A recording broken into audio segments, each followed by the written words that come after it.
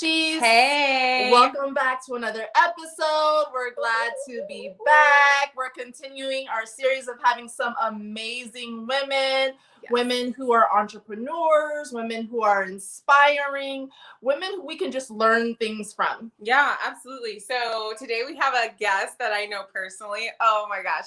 I've known her for years, but she recently, and I will not spoil it, but she has a line of body soap and just body care, lotions. And we are so excited to have Monique on the show today with Spotlight Beauty Care.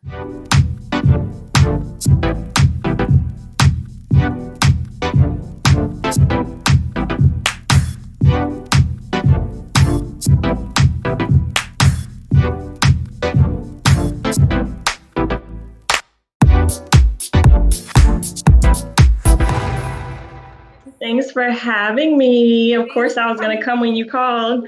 Yeah. Oh my gosh. I was like, oh, she's like blowing up. Like, I don't know if she's going to kick it. Wait. Yeah. So welcome to our podcast, Monique. Thank you so much for being with us today. Of course. I feel like I remember all those Thanksgiving dinners at the Davis house, and you always had something that you were doing. I remember when you did me and Kayla's makeup. This is so yes. Oh my gosh, that was so long ago. I know, but I always remember you made those. It was like when the mason jars were super popular, and you were like layering your salads in them. Yes, honey. Yes, that was when I was trying to get that baby weight off, doing anything I had to. Okay, we've been going back years and years. I know. So tell us just a little bit about yourself, and what you're currently working on as an entrepreneur.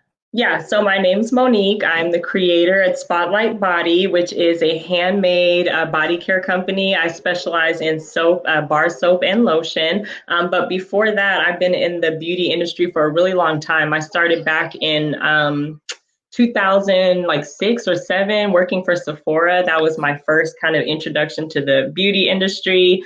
And after that, I actually went and did some other things. But then when I started having my little ones, I was looking for some creative ways to generate income that wouldn't require kind of that standard 9-to-5 kind of flow. And that's when I decided to actually get my nail tech license. Excuse me.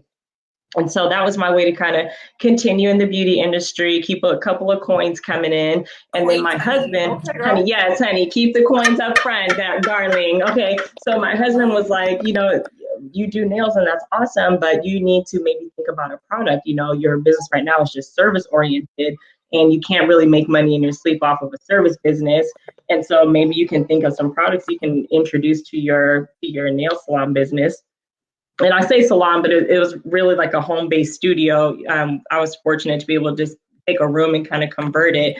And so I was like, okay, well, what am I going to do that's product-based? I don't want to just do something that's totally, you know, unrelated to beauty or to nails. And so what I ended up doing was having a little party at my house where I tested out like 5 or 6 different products. I had soap. I had a body butter, a body scrub, a cuticle oil, and like 2 different bath bombs, like 2 scents of bath bombs. And I said, okay, well, I invited some of my clients over and, you know, just kind of let them see the products and kind of see what they gravitated towards and what they were kind of like, eh. And the soap was just like, they couldn't get enough. I don't know if it was just the variety, you know, having lots of different options of scents and different colors, but they were like soap, soap, soap, soap, soap. And I was like, okay, well, you know, let's see what we can do with that. And it ended up being like the perfect thing because that was actually winter. Oh, can you hear me? Can you hear me okay? Okay. It actually was like, okay, cool. It was actually winter of 2019. And so we all know what happened, you know, a couple months later, early 2020, coronavirus hit. My nail shop had to shut down and that income was just completely wiped out. And so I was totally fortunate that I had already started kind of introducing the soaps and that was already starting to kind of take off a little bit, but I just went full steam ahead with that once the nail salon shut down, and that took over as my main income. I actually am making more with this than I was with my nail business. And so I'm a soap girl now, honey. I'm a soap plug, Spotlight Body. This is all handmade I really am proud of that part. Like, these are my little babies. I make them myself. My nail studio. Okay, so people, Yes, that one I honey. was looking at. Tell me about that first one you held up, though, Okay. because I was so intrigued. Is this like the ocean and the sand? Yes, that's exactly what it is. Yes, honey, you got it. So this is Laguna. It's a sea salt scent. It's really nice and fresh. It is kind of like an oceanic scent, so I went with that kind of look. But I make these myself. I turn my nail studio into a soap studio. I be up in the middle of the night, honey, making them all myself. Oh my little babies. So yeah, that's me in a nutshell. Yeah, so that's a huge nutshell, right? Like, Yeah, I know. Just like a little soap. Just a little Right. soap no, I love that I've gotten to see your progression, right? I would love to know more about, I feel like I know the backstory, some of the backstory anyway, about the family, but what really sparked your entrepreneur bone? Honey, my husband would not let me get away without giving him his little credit. So I'm going to go ahead and give it to him. I'm going to go ahead and give it to him because he did earn it. He is an entrepreneur, and he definitely planted the seed about always just having your mind on ways to get that money coming in on your own, regardless of, you can fill out 500 applications and they could just be tripping, and nobody call you back. And what are you going to do in the meantime? Just always having some money you can just reach out and touch. I'm a big advocate for that. With the nail tech license, I had to go back to school, get licensed to do that. But with soap, it was something that I more or less was self-taught. There's so many resources out there from the internet. There's great soap makers that you can learn from. There's communities of soap makers on Facebook, believe it or not. It's like, behind the everyday timeline, there's groups on Facebook, and those groups, you can really do some deep subject diving. There's experts in there, and I really love to get involved in there. I can just talk to people and get answers right away. But yeah, so he really did plant the seed of just always just, being able, like I said, to just reach out and touch somebody no matter what. Yeah. So what about, and I know for me, I'm curious to know, because schools don't teach us about money. Schools don't teach us about entrepreneurship. Right. Like, how to even get into all of that. And so tell us a little bit about what your upbringing was and what your mindset was as a woman of color going in. I don't even know if you went straight into the workforce or what, but just share a little bit about that. Did you believe that you could be an entrepreneur?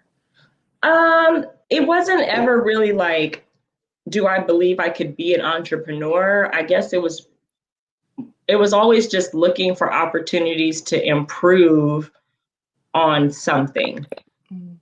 So when I started off with nails, it wasn't automatically, I want to open a nail salon. It was more like, why you can't understand what I'm saying? You know what I'm saying? Like, why are these implements dirty? Like, why is that somebody else's cuticle on that cuticle nipper? Like, yes. It's just, it was just, I was just like, there's so many areas where I could improve upon this experience. And then it was like, well, then why not? And it wasn't like me trying to reinvent the wheel or trying to jump into something that I had no knowledge about. I had, some beauty industry, like sales experience, but I was a client, a longtime nail salon client. So that was kind of where my expertise, if you want to call it, came from. It's like, when I come to a nail salon, this is what I would like to get out of a nail salon experience. And then once I decided to kind of follow that path, then my eyes were open to like even more possibilities. But it really just started with me saying, how can I improve on this experience? With the soap,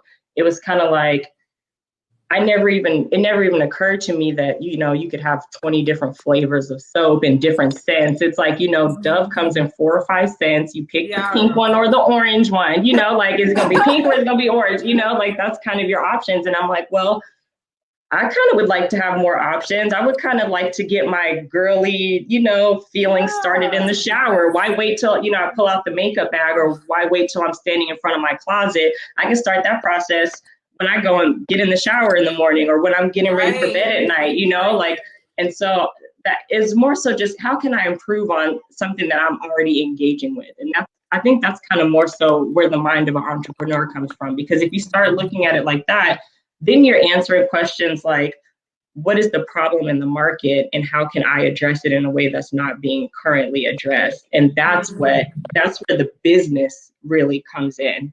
A lot of times people will say, I want to start a business doing X, Y, or Z. And, what do you think? And I'm saying, okay, well, what problem are you solving by introducing this business? Like what's different about you jumping into the marketplace that's not already being answered? And if you can't answer it, that doesn't mean that you don't have a good business. It just means you need to sit back and that's the question that you need to answer, because you can't really have a business without answering that question. What am I offering? Like what is the reason that I'm giving people to stop doing what they're currently doing and start doing something different with me?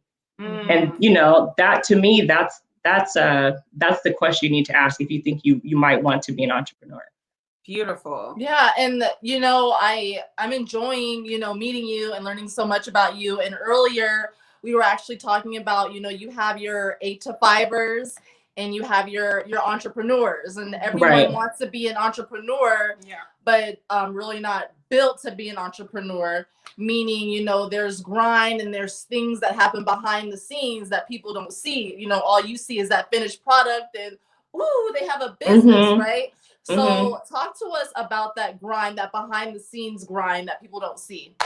Well, I do want to say, there's different levels of entrepreneurship. Like, I definitely don't want to down the person who's just looking for that supplemental side income, because, that could be the difference between taking a, 3-day vacation and taking a week-long vacation. You know what I mean? Like, everybody has different goals. And so, you don't have to put in 25 hours, 8 days. You know what I mean? You don't have to live that lifestyle to be an entrepreneur.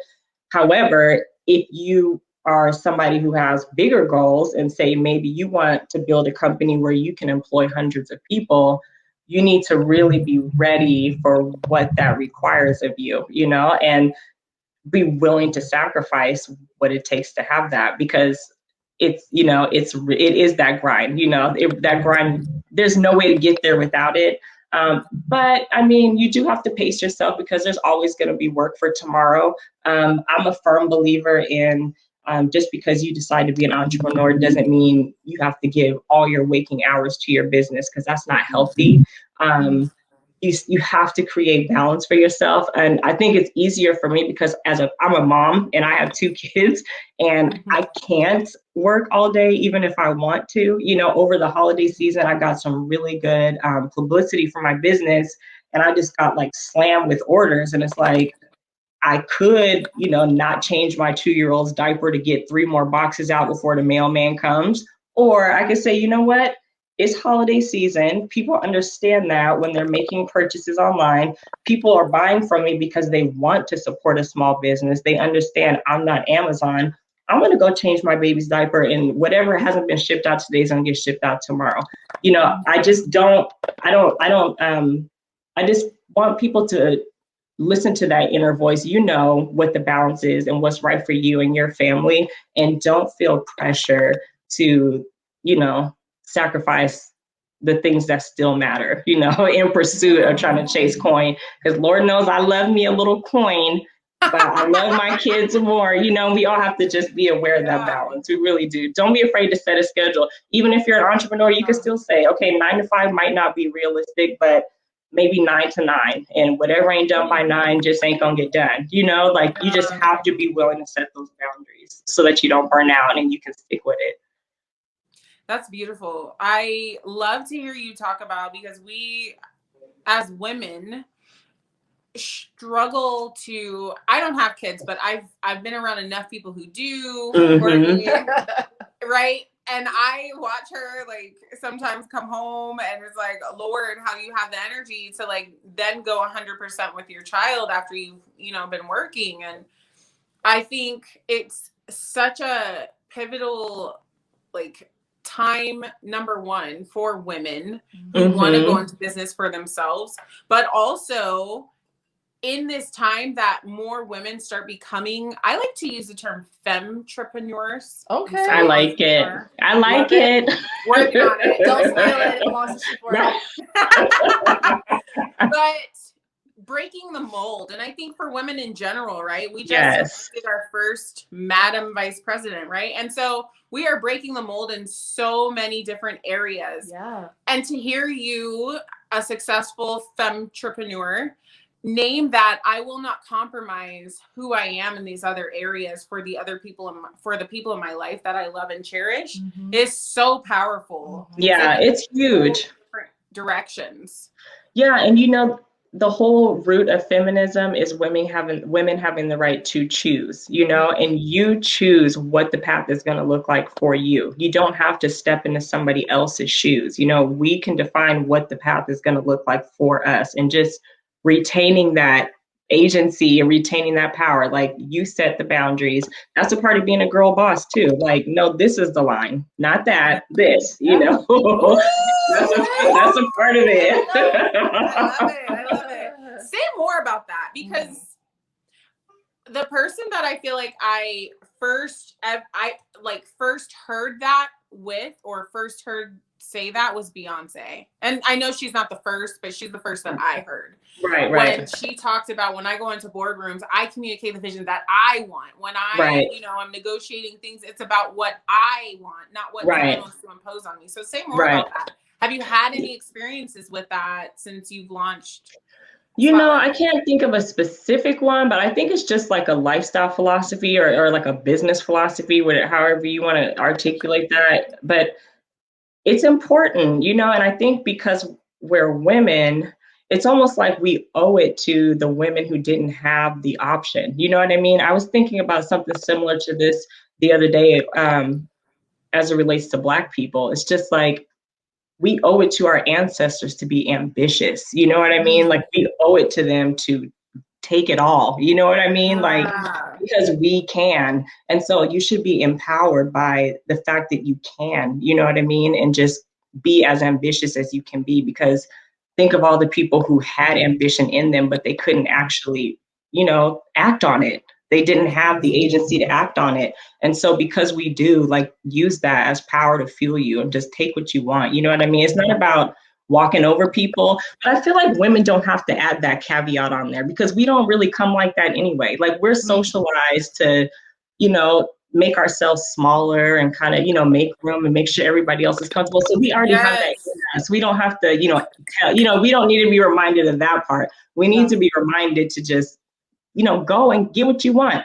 Be proactive, be strong, be ambitious, because we can, you know. Yeah. That's how I feel about that, honey. Like, take what you want. Oh my gosh. I feel like you're hitting everything that we were just talking about. We were just talking about how we, especially as Black women, like, we have to operate a cut above. We can't just be mediocre. I mean, that's just what it is, you know? Yes. And so, speaking of being a cut above and setting yourself apart, what sets your business apart from the Dove and the other small businesses that we do? What sets you apart? I'm glad you asked.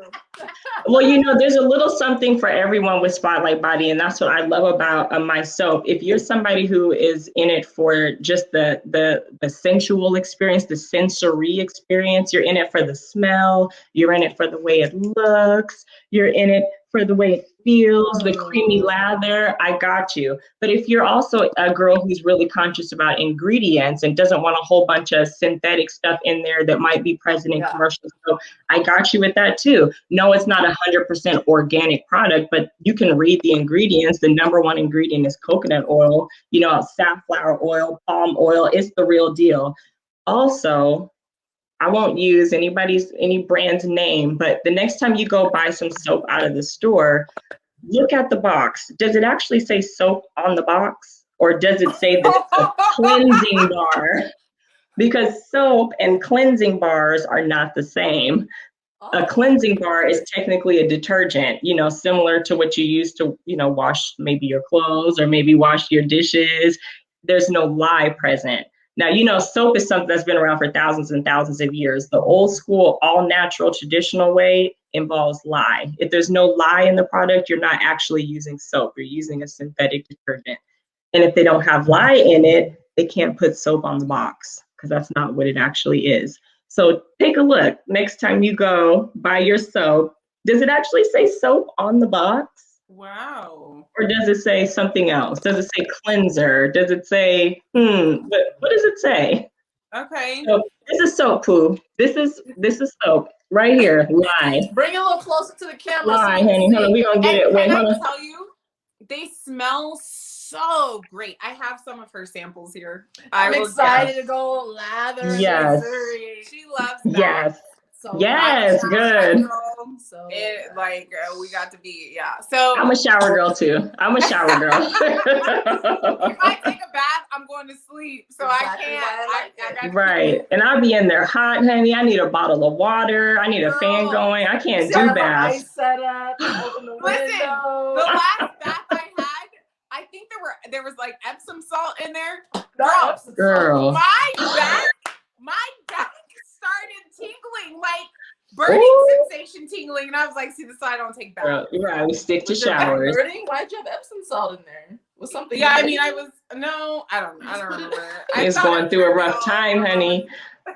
I was trying to be Miss Aromatherapy and wound up tingling. So, but yes, but I have 25 different scents currently. So if you are a smell kind of girl, I've got you. I've got some fresh scents, some fruity scents, some little spicy scents, some honey and vanilla. It's all about, you creating your own bath time experience. If, you wake up today and you might be in the mood for something bright and you grab the Grove. It has, orange and pomegranate. Or at night, if you like to take your showers at night, you can grab La La Land. I have that one over here. No, that one has lavender in it. So, I mean, you can kind of curate your own bath time or shower experience. If you're going out on a date, Love Potion. This one is my husband's favorite, Laguna. So I got something for the fellas. So it's for men and women, not just women. Yes, but you got to be careful with that now. I don't know. I try to say the scents are all unisex because every time I say this scent is for men, a woman will be like, but that's my favorite. And every time I say this one is for women, the guy's like, oh, but I like that one. So I'm like, you like what you like. Smell them all. Exactly, honey. Yeah. Soap for whatever flavor you like. Yes. So I personally love the sugar plum. That was my favorite. Yes. What was it? Was it Ice is Nice? Or yes, that was a winter collection, honey. Ice is Nice. Ooh, that sugar plum smells so amazing. Yes, I got you. I'm gonna send you guys some. You said you have some samples. You need some full-size ones. I need some full-size ones. I got you. I'm such a smell good bath soap person. But when it comes to like my soaps, I have to be super, super careful because I want to get something that's gentle because I have sensitive skin. And I also want to get something that's okay for my lady parts. You know what I mean? Yes, I don't want it to disturb my pH. Is that something that you offer? So I do not dabble in the yoni care world. I feel like that is something that I'm not an expert on at all. I feel like if you're going to recommend a product for that area, you need to be consulting with a gynecologist. As a soap maker, I've seen a lot. I kind of mentioned like the Facebook groups and stuff, and we get to talk to each other a lot. And I just feel like some of these girls are jumping on the bandwagon of yoni care and just kind of like throwing anything out there in the market. And I don't want to slander anybody else's business, but I'm not an expert on that, so I choose not to participate in that. Yeah. If you are in the market for that, I will just say, be careful of the products that have herbs in them because they can rot in the soap. And I've seen some people selling the soap that has herbs and there's kind of like brown spots on the soap. And that is actually mold, and they're telling people to use it on their lady parts. Yes. And so please, ladies, please do your own research. Ask questions of the vendor that you're buying these products from. If they don't give you clear answers, I would probably try somebody else because it's very popular to the point that it's trendy, and a lot of people are just making like yoni products. And just be careful because you don't want to create a problem when there wasn't one before, or to make the problem worse because people are just out here trying to make a buck. So I'm gonna leave it at that. Yes. You would think you're cleansing and you're introducing some bad stuff. Oh, just you be said this careful. year's Well Woman checkup was a little different than the ones before. Yes. So just ask questions. I'm not saying everybody's a scammer. I'm just saying ask questions of the people you're buying from. Make sure that you're getting your questions answered to the best of, to your satisfaction. And if you still want to take it even a step further, send an email to your doctor and say, what do you think about Yoni soap? Or can you recommend a brand, or can you, what you just talk to them, let them talk back, and you make your own grown woman decision from there. Right. Because we all grown women around here. Grown women, honey. Try the sugar plum. Yes. Okay, but when you're trying sugar plum, wait. Ooh, get your matching lotion. Get your matching lotion, honey. I was just to say or ask if candles are on, because we love candles. Are candles on the horizon? So everyone's asking about candles. I do limited releases of candles. I did one in White Clouds, which is super popular, but they're very, very small batch limited releases. I don't do candles as my permanent line. So just the body care products. Yeah, but they smell so good. You just wish you had like an essential Put it everywhere, right? Yeah. I know. So, I am telling y'all, viewers, her soap smells so amazing. Oh, thank you. Yes. And you'll be clean too. I promise. You'll be squeaky clean afterwards. They're very functional. So many different scents. What inspires, like, I want it to smell like this? What inspires that idea? So I feel like Spotlight Body, I like to kind of describe it as like Calgon for the millennial Black girl, like bringing back that take me away. It's all about, just the moment of being transported somewhere else. So I really like scents that make you feel like that. But when it comes to what am I going to release this month versus next month, I do typically do collections where I'll have a theme and I'll drop maybe like 4 soaps around that theme. Like Christina was talking about Ice is Nice. I had Sugar Plum, Mink, Lady White, and I don't even know what the fourth one was. Mink, Sugar Plum, Lady White, and I don't even know. Carib was the 4th one. And so was it Carib? There was Santal. Was that?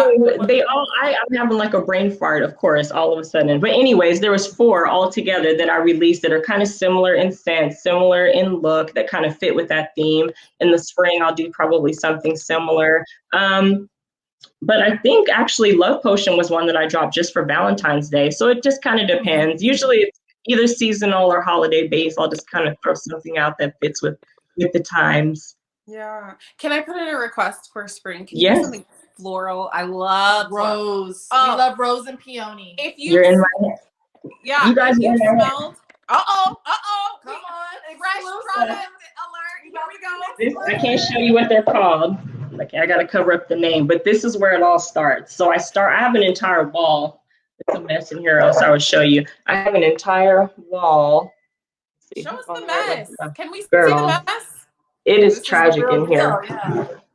Okay, so this is my wall. If you can see, these are all. They will all be turned into soap at some point. I feel like soap is just the vehicle for my fragrance oil addiction because I love good smelling scents. Floral is coming. I have 3 that I've already settled on. There's 1 more that I need to pick, but it's going to be an entirely floral collection for spring. So you're going to love it. I promise. I will. I got you. So another question that I have is, what are some of the ups and downs that you are experiencing or have experienced when going into business for yourself? Okay, so a down would be something that's probably common to everyone. You want to grow faster than you do. Obviously, you want to drop your products today and be sold out tomorrow. You want to be featured everywhere. You want Beyonce to be using her soap in her next using your soap in her next music video. You want all of that, but you have to pace yourself and know that no product sells itself. You have to really grind out that advertising and that marketing. And that would be like a tip that I would give anybody. Like, definitely, if you have a windfall of some cash and you're a product-based business, or even, I guess, if you're a service-based business, use that money on advertising instead of inventory. You have like this knee-jerk reaction to want to go buy all this inventory, so you're like stocked to the walls of everything you need.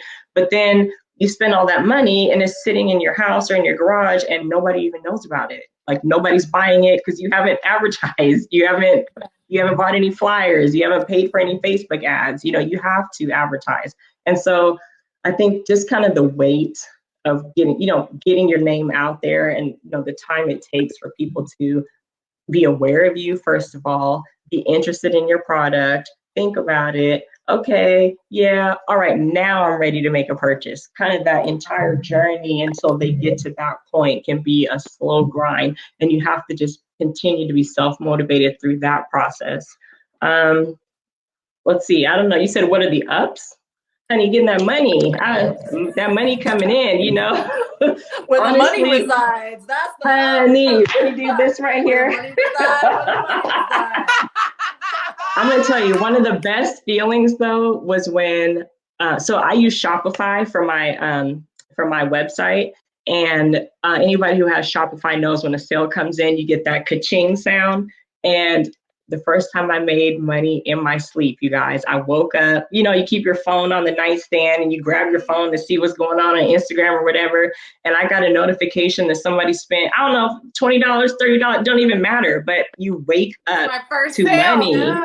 Yes, like that was crazy. I mean, it's one thing to, do a pop-up and people come and you're able to engage and you put their stuff in a bag and you say, thank you so much, I hope you enjoy. It's another thing to like wake up to sales. Like, that feeling is so bomb, and it's worth it, like, even if it's $10, it's worth it. You know what I mean? Like, I'm in the kitchen cooking food for my kids and you're somewhere in the world on my website, putting soap in your cart. You know what I mean? Like that, I love it. you live for that, and it'll motivate you to keep going for sure.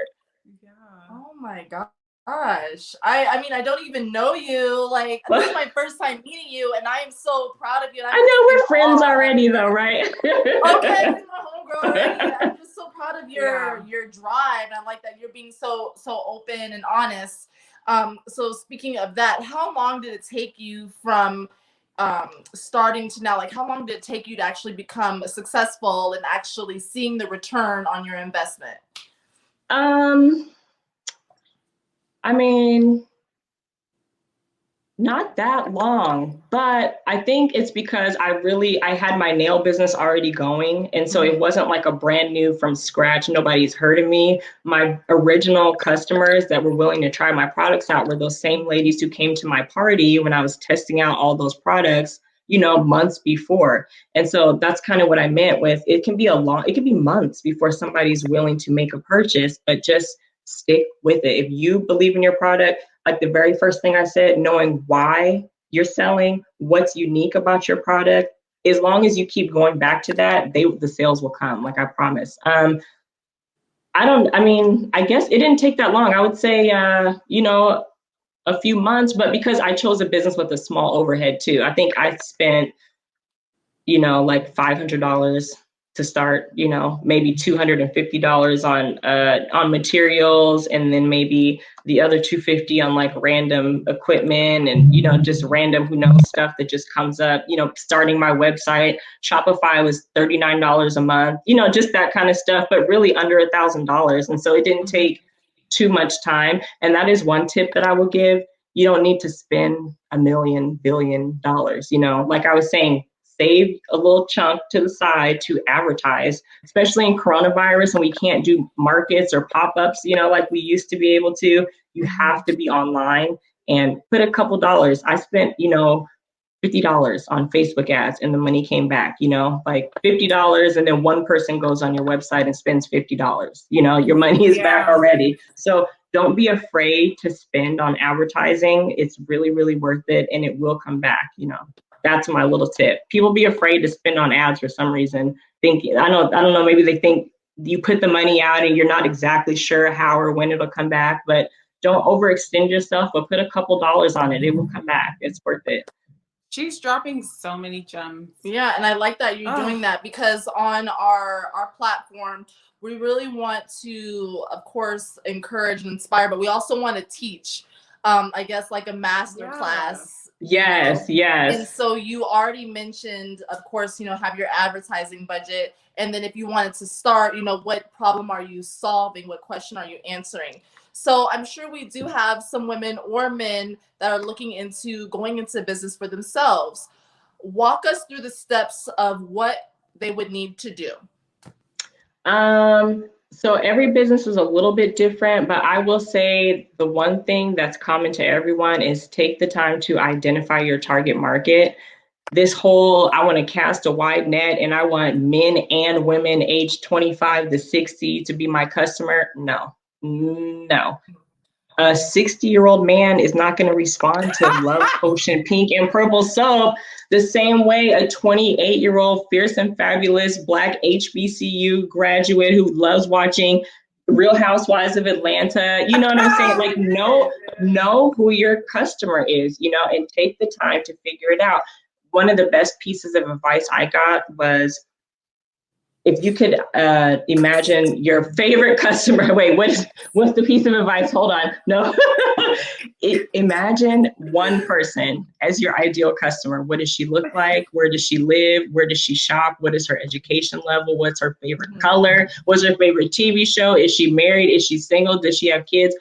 Narrow it down to one person, and it will help you figure out exactly what you're trying to say, who you're trying to say it to. Is this person, if Christina, if you're my target market, I want to say, is Christina going to like an all black soap that's unscented? Probably not. There's somebody who would, but not my target market. You know what I mean? And so that would be the very first step. And that kind of informs everything you need to do from there. Love that. Yeah. So I want to highlight one thing. I saw this video on YouTube. This business owner, or this woman, was in a sense kind of critiquing this Black man who gives like advice, but this is his business on YouTube. He's very like well known. I know you're talking about. Okay. So she was very upset because one of the ladies was like, do you know what I'm talking about? No, but she was like, I know what you're talking about. Well, the lady, she was just like, why won't you tell, like, you've made it clearly as an entrepreneur. And I'm saying that I want to go into this, and be an entrepreneur. And I'm a Black woman, you're a Black man. And I guess she sent him a direct message, or, directly emailed him or whatever, and did not get the response she was looking for. Right. And so her thing was, if you've got it, or the woman who was critiquing this situation, she was like, if you've got it, why not give back and tell somebody exactly how you went about doing it? What's your feel on that? I had talked to an entrepreneur about that prior to this episode, and he essentially was in agreement with the Black guy who had responded to this woman who asked him, like, how did you do it? His thing was, no one will ever know everything that it took. And I don't feel like you're entitled to knowing how I got there. That's crazy. I feel like that is how we stay in bondage, and people stay afraid, especially people of color, remain in fear of going into business for themselves. And I'm a person who didn't think that I could do it, So what's your reaction to that? Honestly, I see both sides of the issue. Me personally, I'm kind of an open book, but that's by choice. Like, I can choose to say, I can choose how much to give away of myself. You know what I mean? And so I respect his right to say, I'm not going to give myself away to every stranger who DMs me for, free business coaching. I understand that. There's a lot of people on YouTube who are actually selling their services. That's valuable knowledge. And, if you choose to give it away, great. If you choose to charge for the knowledge, great. Like, I don't have a problem with that. But I do understand. I mean, me personally, it's just a choice. You know, if I got to a point where I felt like I was being overwhelmed with requests for information, you know, then I would kind of shut that down. Like, for example, I got a lady who DM'd me, and she was like, you know, I'm looking for some mentorship. I have some questions. I want to start a business, and I don't have time to do the research and planning. Can you help me? That's the face, right? That's it. But I was like, you don't have time to do the research and planning for your own business. What is it that you're asking me to do? You mean to do it for you? Right. Like you want, right. Like she wanted to tell me her business idea and wanted me to come back, I guess, with a business plan for her or something. I was like, no, ma'am, you know, like, so I understand both sides, you know, and after we chatted a little bit more, she was actually willing to do the work. It was just her saying that kind of hit me a little funny on the side a little bit. I was like, wait a minute, hold on, what you mean? We talked it through, and she actually really was willing to do the work. And so I was able to kind of help her through the next couple of steps. There's a difference between that, though, and somebody wanting you to basically do the work for them. Right. I see that you're successful. You must know how to do this. I need you to get me to where you're at. I remember back when I was doing the nails, I kind of had like my own little polish line, and somebody hit me up like, oh, I kind of want to have my own polish line. And I was like, oh, okay, cool. And she's like, well, can you design it? Right. And I'm like, okay, no, I can't design your polish because I'm designing my polish. Like, you know, it's just, you know, so you just gotta feel it out. Because, you know, like you were saying earlier, everybody want to be an entrepreneur, but not everybody wants to do the work. And so if you're willing, you can get there. And there's nothing wrong with asking for help. I mean, the worst that can happen is they say no. So I'm an advocate for asking.